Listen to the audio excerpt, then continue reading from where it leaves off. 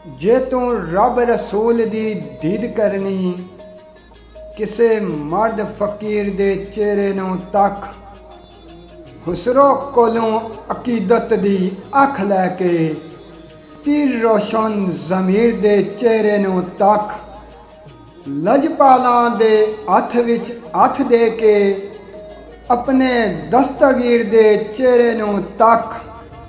ओ दीवानिया अकबरी अज होवे, बह के सामने पीर दे चेहरे नूं तक।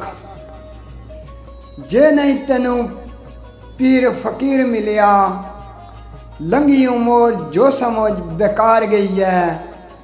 जिंदा रही ओ सदा जहानी अंदर, जड़ी जिंद महबूब तो वार गई है।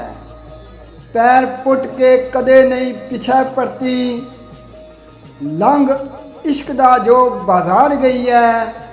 ओ दीवानिया फलक नूं चीर के ते, नज़र आशकां दी अर्शों पार गई है।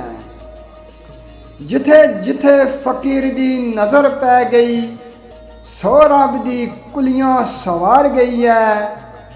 चंगा होया महबूब दी पाकी हस्ती, मेरी हस्ती दी मस्ती नूं मार गई है। ला के प्यार दी यार दे नालबाजी, जुत्ती ओही समझो जेड़ी हार गई है। सच दसां दीवानिया रब दी सौ, मैनू नज़र फकीर दी तार गई है। बिना इश्क दे जिसम ते जान मुर्दा होवे, इश्क ते जिसम विच जान ही होवे। इश्क बाज नमाज नाज रोज़ा होवे, इश्क ते दीन ईमान ही होवे।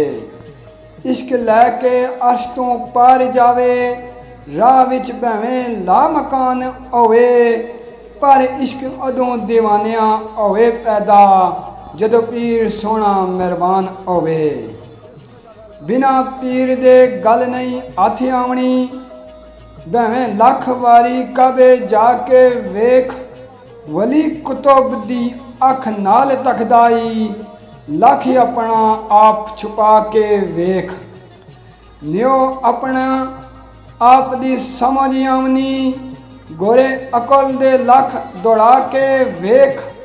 करम होवे दीवानिया गल बनदी, भावें लख तो रूप वटा के वेख।